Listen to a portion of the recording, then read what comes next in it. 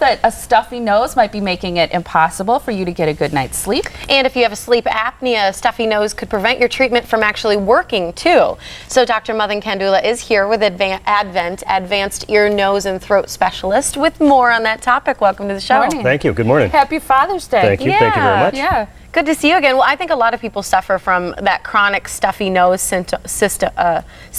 You know, we actually had someone I remember from high school who had it. And I think it makes a lot of sense that when they lay down at night, you kind of get more of that congestion. Right. So what can people be doing about that? Yeah, I mean, the phenomena that's there when somebody experiences that is pretty much anybody who's kind of getting by during the day. If they lay down, or when they lay down to go to sleep at night, their troubles tend to be exponentially worse. What tends to happen is just the tissue in the nose just engorges. So gravity is your friend during the day. It's kind of your enemy at night. And so, you know, the blood kind of pulls in your nose. And so if you had maybe a little bit of a millimeter to breathe through, that's gone. And so most folks I see who have a chronically stuffy noses, either they'll bring it up or I'll bring it up to them. You know, is it worse at night? And pretty much a guarantee it's going to be. And is it more anatomy or that gravity thing that you mentioned? Both. I mean, usually it tends to be they've got anatomic issues that are narrowing them down. And again, they can get by, they can kind of sneak by.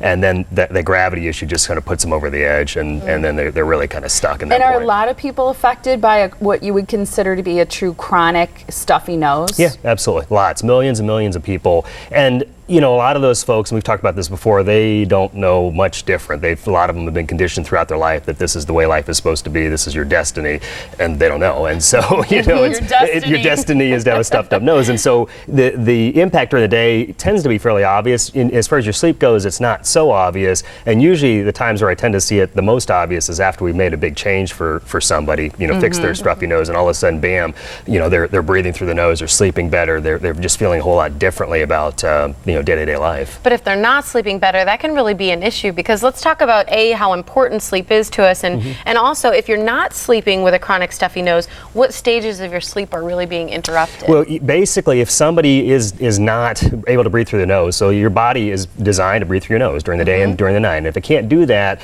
then that disrupts your quality of sleep. And there are various layers of sleep or levels of sleep, and for folks who have a chronically stuffed up nose, they never get to the deepest levels of sleep. They've done lots of studies looking at that, where they take somebody who's healthy, who can breathe through the nose, do a study and see how they sleep, and then they plug their nose up the next night and see what happens. And everybody, 100% of the time, it's going to negatively impact your quality of sleep. Is medication often the answer? It can be, you know, so if somebody's issues are allergy related, I mean, that's usually it. I mean, most of the medicines that are out there that help to treat chronic stuffiness go after allergy issues. So if your issues are allergies mainly, then those can help. A lot of folks, it's a mixed bag. It's either some anatomic issues and allergy issues, or purely just anatomy. And is it a mixed bag too between snoring with something that's a chronic stuffy nose, or somebody who just has another problem? Yeah, pretty much anybody who's got the potential to snore, if you stuff their noses up, they're going to snore majorly. It's going to crank the volume up. So they got to have that potential there. Most people have that potential, and you know, a lot of folks get by being able to breathe through the nose.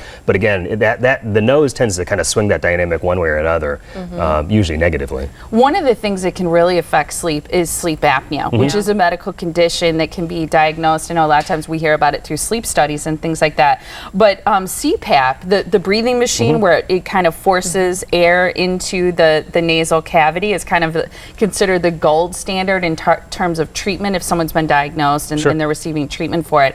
I would think if you have a chronic stuffy nose, that's going to be a problem with what we consider to be the gold standard for treating sleep apnea. Yeah, absolutely. I mean, it's one of those, it's oftentimes overlooked, but it's a major barrier for, there's many folks who know they have sleep apnea, know they need to do something about it, try a CPAP machine and just not doing the trick. And lots of those folks, I'd say majority of those folks, the issue is mainly coming back to their nose. So with the CPAP machine, it fits either on your nose or your mouth. If your nose is stuffed up and you try to shove something over their entire face, which is the other alternative, it's pretty panicky. I mean, if you think about it, you got 3 breathing holes and 2 of them are plugged, and you're going to plug the other one up. It's not going to be a fun situation. Kind of like claustrophobia. Yeah, I mean, it's like you're suffocating. You know, somebody who's has an issue and then they're dealing with the suffocation and they want to get help, they want to do something right, but then their nose is their barrier. And a lot of times, like I said, it's just not really sort of pinned down. What's the issue? Why am I having this trouble? And oftentimes when somebody comes in who has sleep apnea and we take a peek,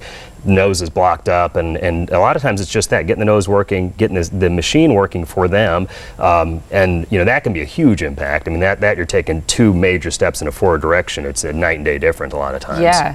What do you recommend for somebody who has trouble sleeping but doesn't have the sleep apnea? If they've got the nasal congestion issues, getting in and getting it checked out is absolutely the only way to do it. Because there's really no way to know whether you've got an anatomic issue, allergy issue, sinus issue, unless somebody's taking a peek in there, taking a look around and seeing what's going on. If it's, if it is about the allergies, the medicines work. If it's about the anatomy, then doing something about that can make a big time difference. If you've got sleep issues just in general, and a lot of times it's just not really clear what's the deal. And so sometimes the deal is the nose. And again, if it's that, then the good thing is we can do, there's lots of different options coming after that. And there are a lot of options where there's very little or no downtime, which I think is the key for this. And everybody wants a good night's sleep. Yep. So I think it's important that people at least have it checked out. If you have a chronic stuffy nose and not sure what it's related to, you can get a hold of the people at Advent by calling the phone number on your screen. It's 414-771-6780. They're located on North Mayfair Road, and the website for more information is advent.md. Always a pleasure to have you on the show. Thank you. Thanks, Thank you very much.